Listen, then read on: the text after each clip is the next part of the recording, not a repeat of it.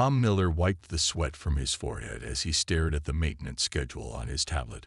Deep Space Repair Station 42 was having its usual quiet day, with only 3 ships in for routine repairs. After 15 years as head engineer, he had grown used to the steady but manageable flow of traffic through this sector of space. That was about to change. Emergency alert. Unknown vessel approaching on Vector 227. The station's announcement cut through the peaceful hum of machinery. Tom rushed to the observation deck, his heavy boots clanking against the metal floor. What he saw through the reinforced windows made him catch his breath. A massive ship, easily 3 times the size of any human vessel, limped toward the station. Its hull was riddled with holes, and one of its engine pods was barely attached, trailing sparks and debris.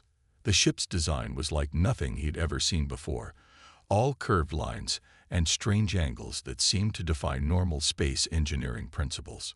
"Sir," Bill, one of the junior technicians, called out.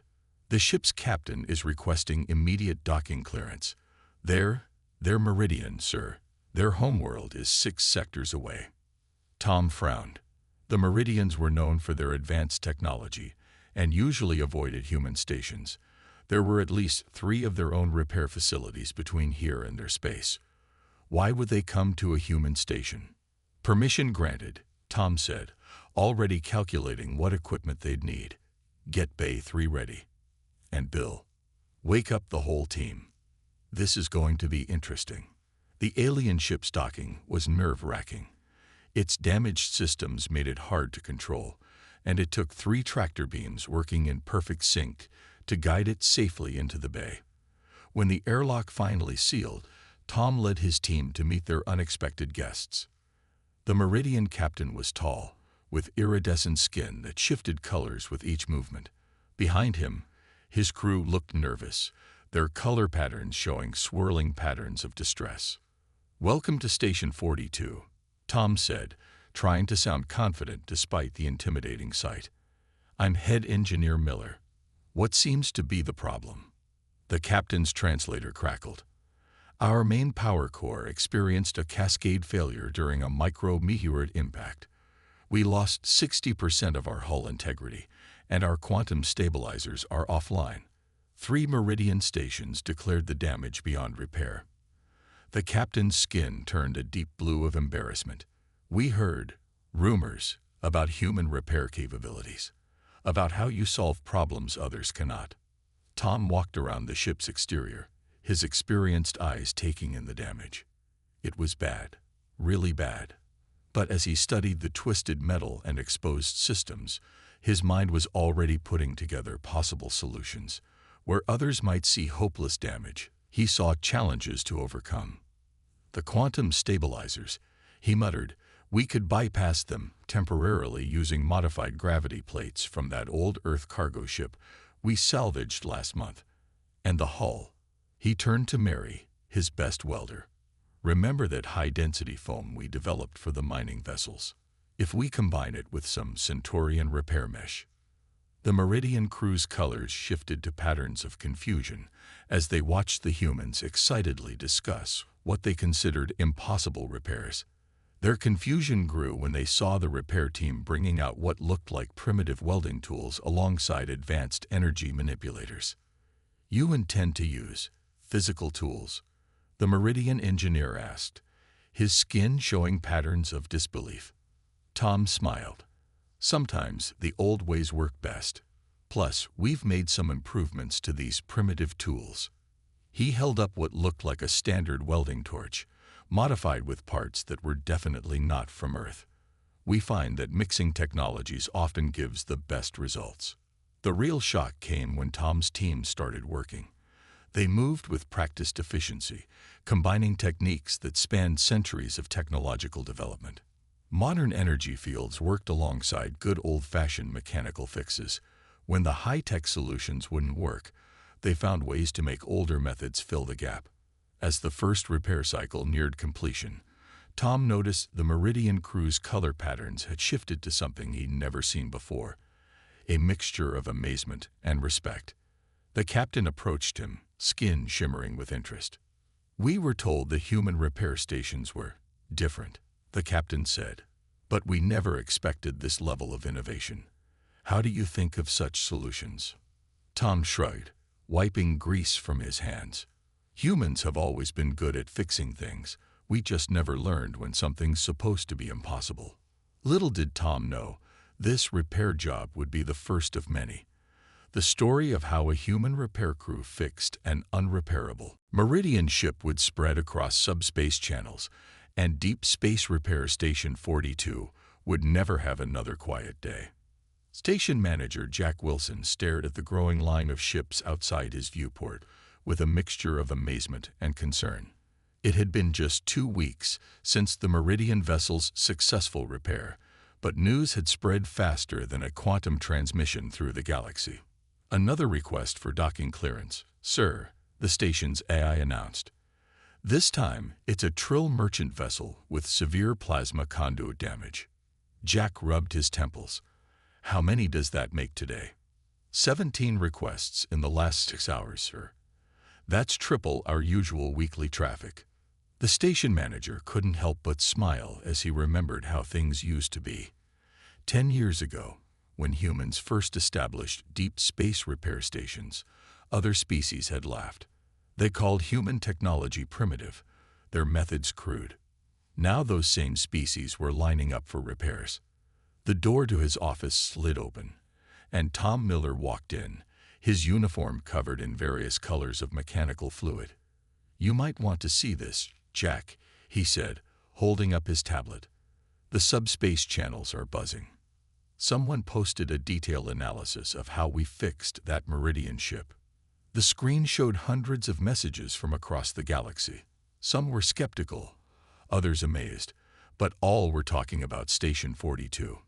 The most shared message was a simple video showing Tom's team using modified Earth tools alongside alien technology to fix the unrepairable quantum stabilizers. "Remember when the Centaurians said we'd never last 6 months out here?" Jack chuckled. "Said our station would be a primitive curiosity at best." Tom grinned. "Well, there's a Centaurian diplomatic vessel in Bay 4 right now. Their chief engineer actually asked to watch our team work. Said he's never seen anyone combine technologies the way we do."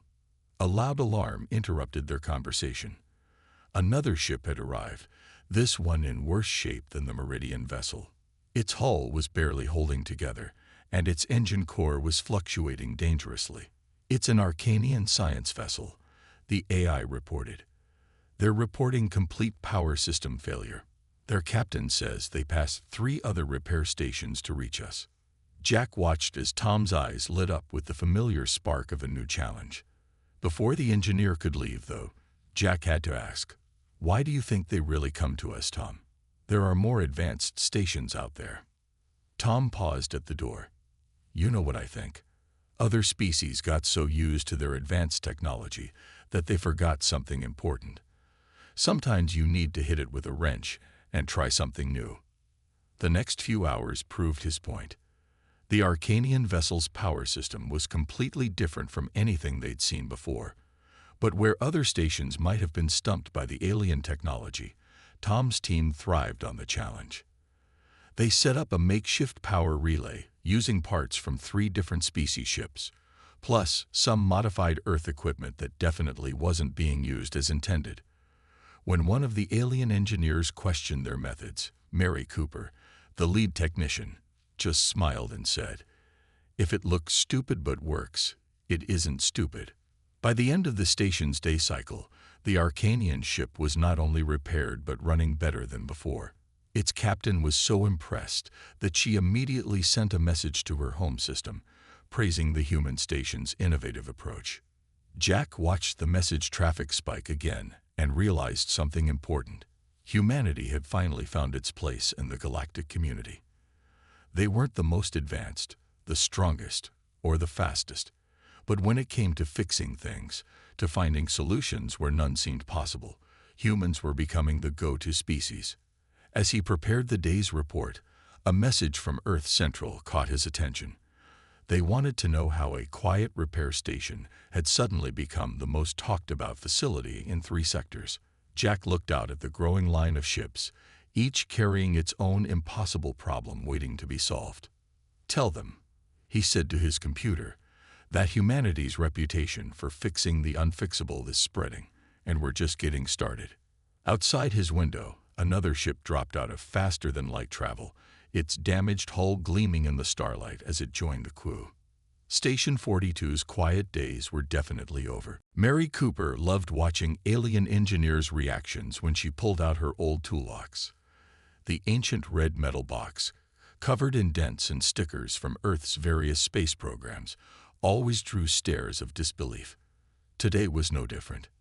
You still use physical tools. The tall Proximan engineer's antenna twitched in confusion as Mary opened the box.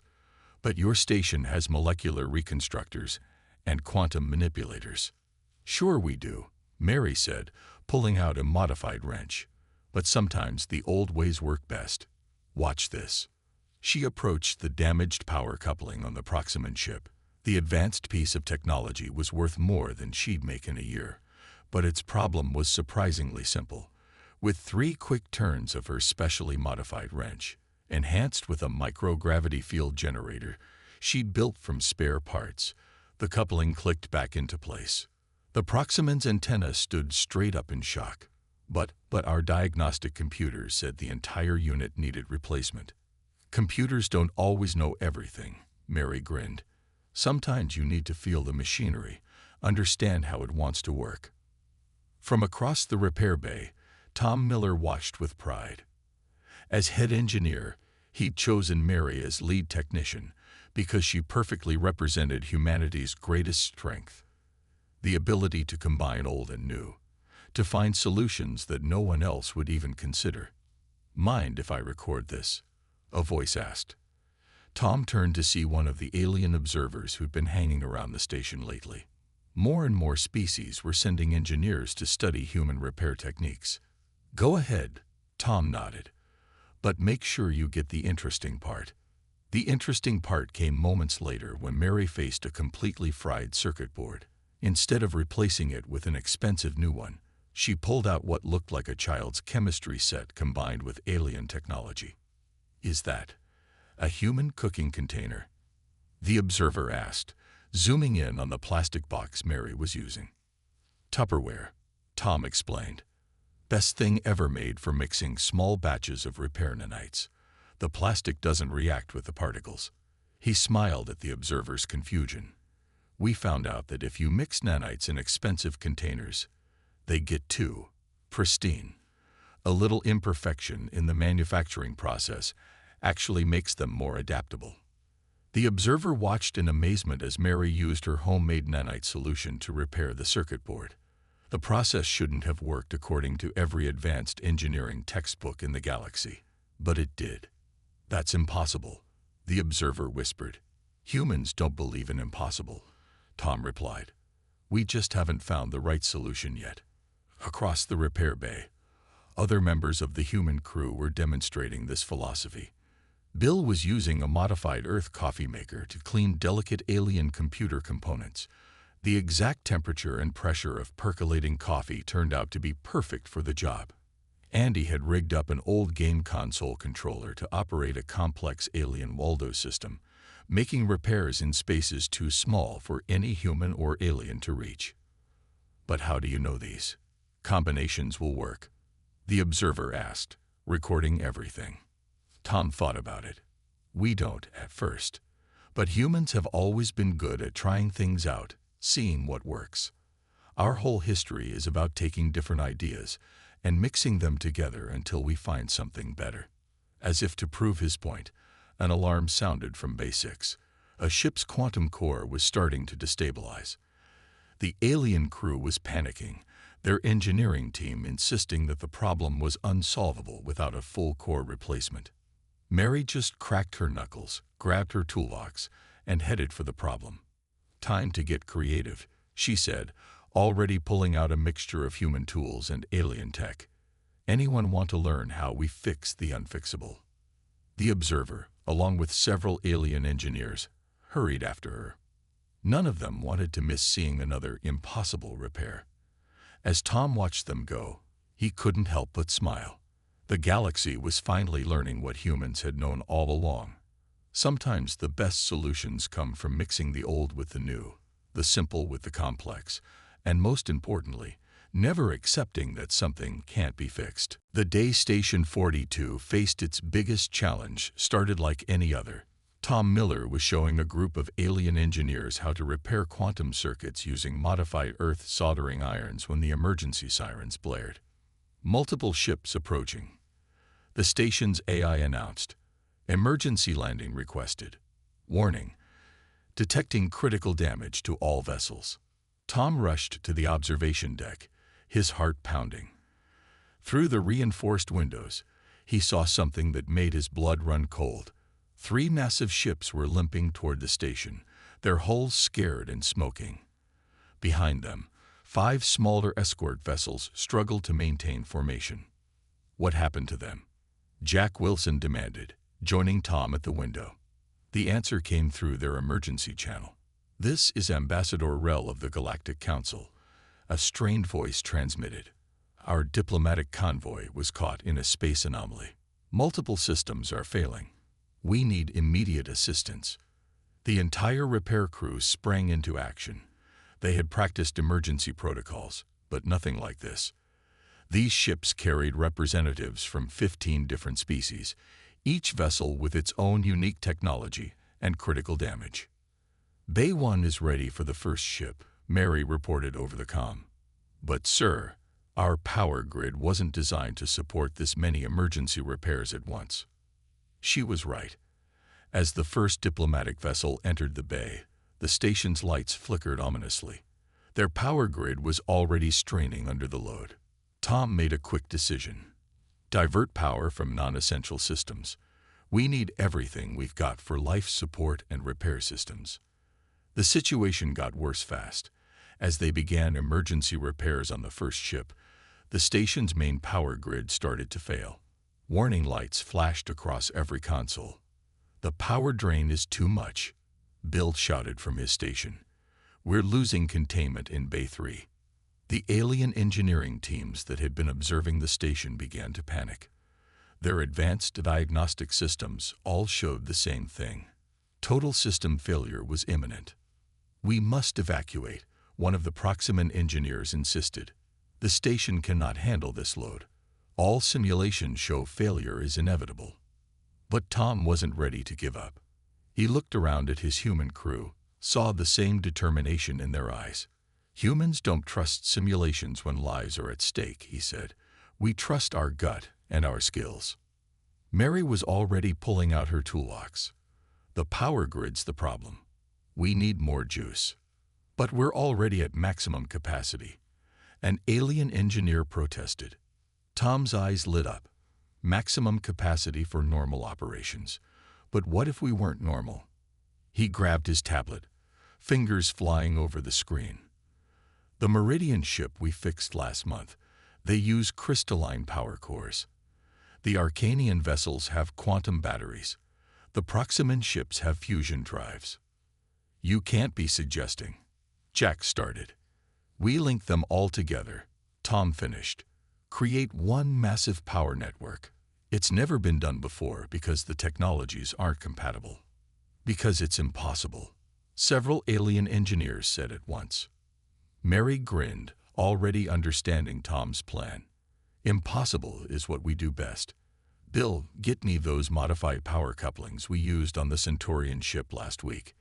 Andy, remember that game controller rig you made? We're going to need something like that, but bigger." The next hour was controlled chaos.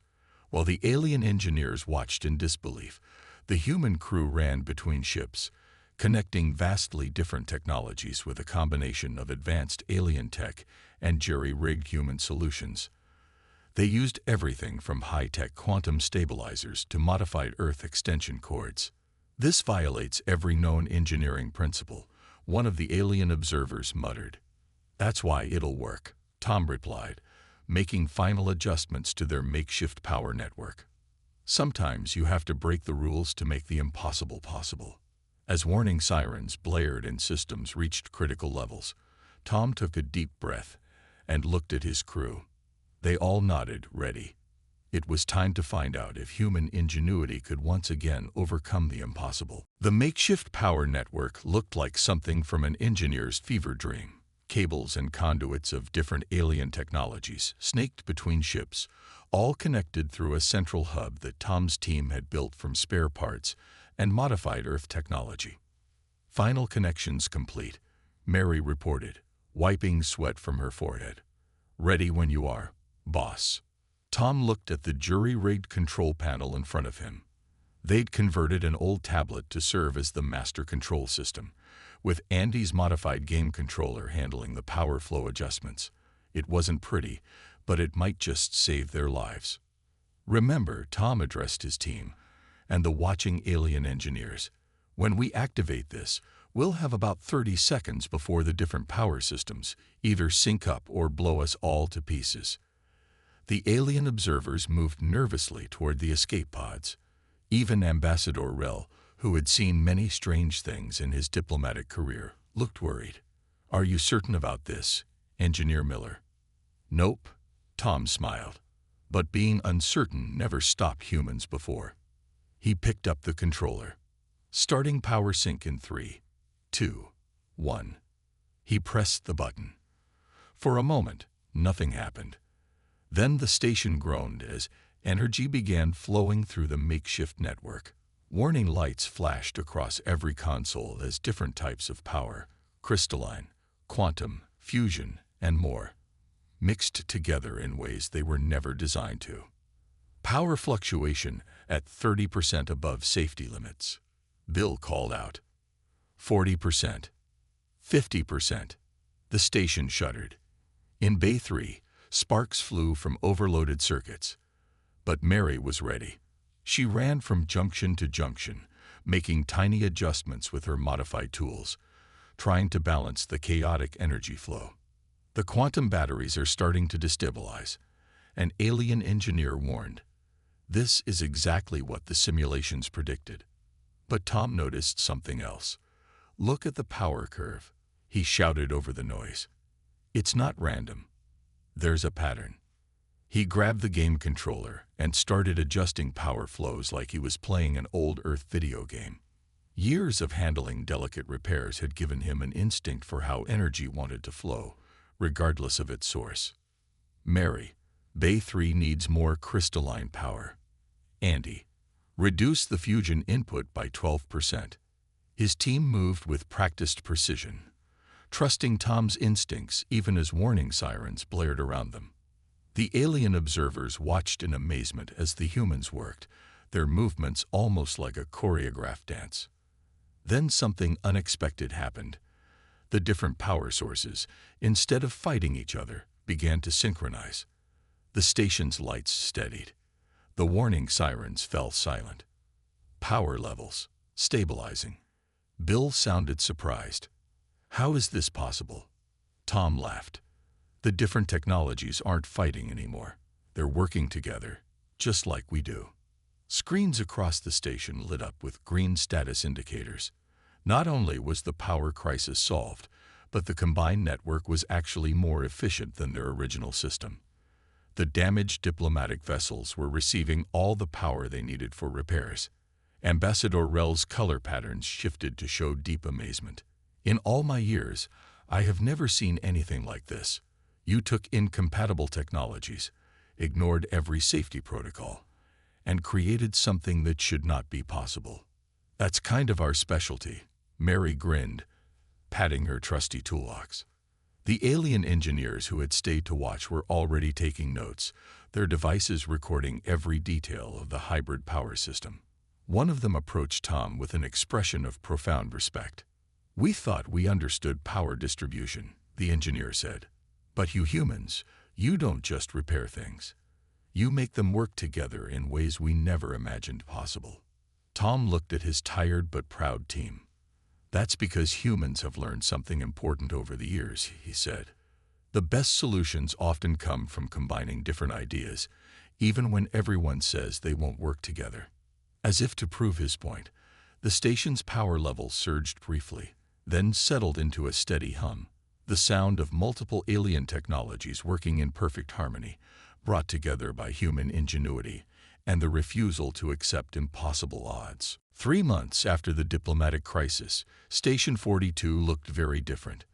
The repair bays had been expanded, and a new wing had been added, the Intergalactic Engineering Academy. Tom Miller stood at his favorite observation window, watching ships from dozens of species come and go. "First class starts tomorrow," Mary said, joining him at the window.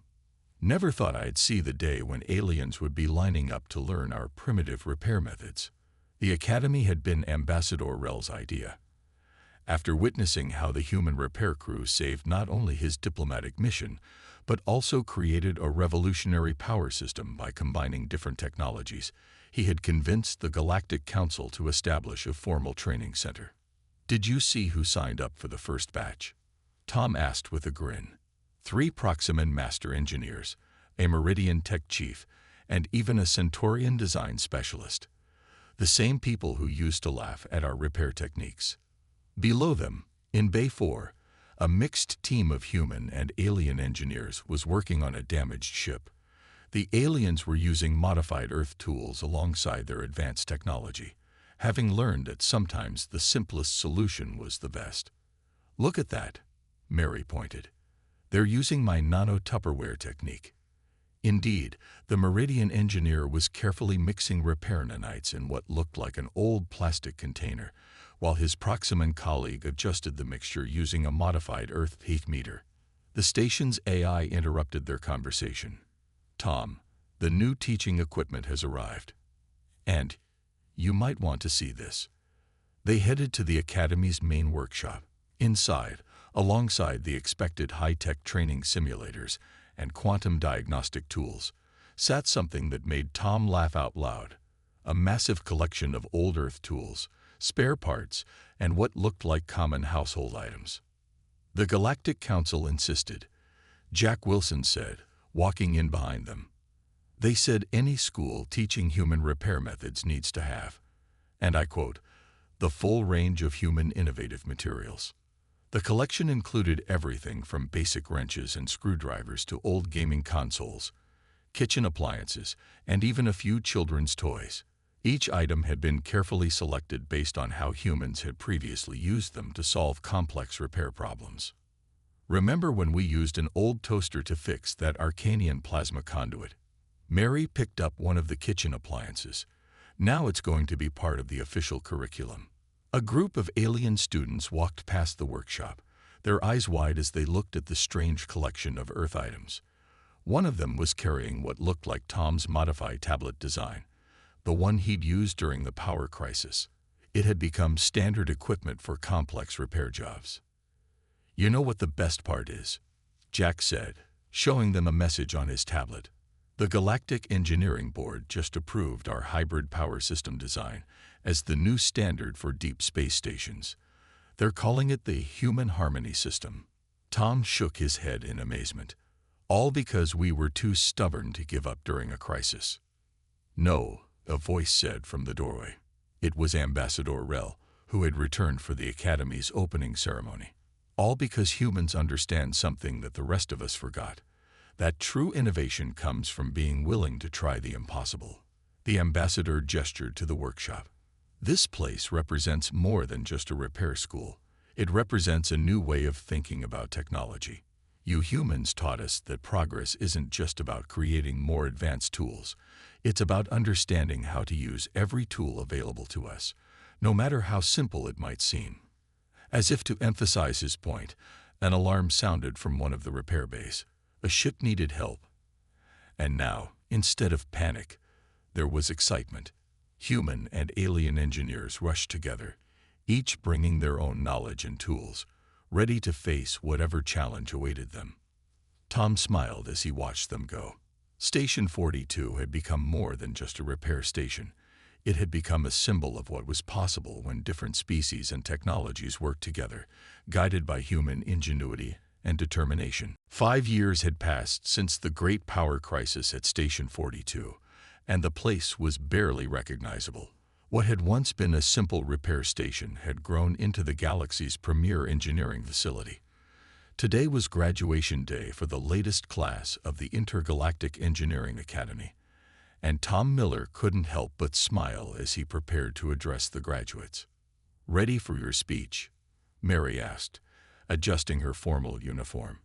She'd recently been promoted to head of advanced repair techniques, though she still kept her old toolbox close at hand.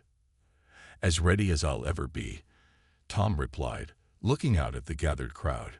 The ceremony hall was filled with beings from over 30 different species, all here to celebrate their completion of what had become known as the human method of engineering. The station's AI made the announcement. "Attention, please. Graduation ceremony beginning in 5 minutes. All attendees take your seats." Tom walked onto the stage, passing the display cases that lined the walls. Each one told a story. The modified game controller that helped save the diplomatic fleet, Mary's original nano-Tupperware, and dozens of other primitive tools that had solved supposedly impossible problems. "When I first became a repair engineer," Tom began his speech, "aliens used to ask why we kept using old tools alongside new technology. They couldn't understand why we didn't just use the most advanced solution for every problem." He gestured to a group of graduating students in the front row. "But look at you now. A proximan using earth welding techniques, a Meridian expert in mechanical repairs, a Centaurian specializing in what we call jerry-rigging. You've all learned what humans have known for generations, that true innovation isn't about having the most advanced technology. It's about understanding how to use every tool at your disposal." As if on cue, an emergency alert sounded. A ship was approaching with critical engine damage. Instead of panic, the graduates turned to watch the main view screen with professional interest. "Watch this," Mary whispered to a nearby alien dignitary. "This is what we've been working toward." On the screen, a repair team rushed to meet the damaged vessel. The team was a perfect mix, humans and aliens working together, each bringing their own knowledge and techniques. They carried both advanced alien diagnostic tools and modified human equipment. "Look at their approach," Tom pointed out to the graduates. "They're not just following standard procedures. They're thinking, adapting, combining different methods. That's the true legacy of Station 42. The repair was completed in record time, using a combination of techniques that would have seemed impossible just a few years ago." The gathered crowd applauded, not just for the repair, but for what it represented.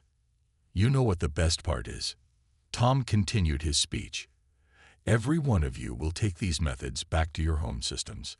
You'll teach others. And somewhere, sometime, you'll face a problem that seems impossible. But you'll remember what you learned here. That impossible just means you haven't found the right combination of solutions yet." After the ceremony, Tom walked through the station's busy corridors with Mary and Jack. The station had grown to 4 times its original size, with new repair bays, research labs, and training facilities. But they still kept Bay 1 exactly as it had been, complete with its old-style equipment and Tom's original office. "Hard to believe how much has changed," Jack said, watching a group of alien students practicing with Earth tools. "Remember when they used to call us primitive? Now they call us innovative," Mary laughed. "Though I still get funny looks when I pull out my old toolbox." Tom stopped at his favorite observation window. A new ship was approaching, sleek, advanced, and unlike anything they'd seen before. Another challenge, another chance to prove that human ingenuity could solve any problem. "You know what I think?" Tom said, watching his mixed crew of humans and aliens prepare for the unknown ship's arrival. "We never really taught them how to fix ships. We taught them how to think like humans, to never give up, to try the impossible, and to believe that every problem has a solution. You just have to be creative enough to find it." The station's AI announced another incoming ship, and Tom smiled. The galaxy had changed, and humanity had found its place in it, not as the most advanced species, but as the ones who could teach everyone else how to think outside the box.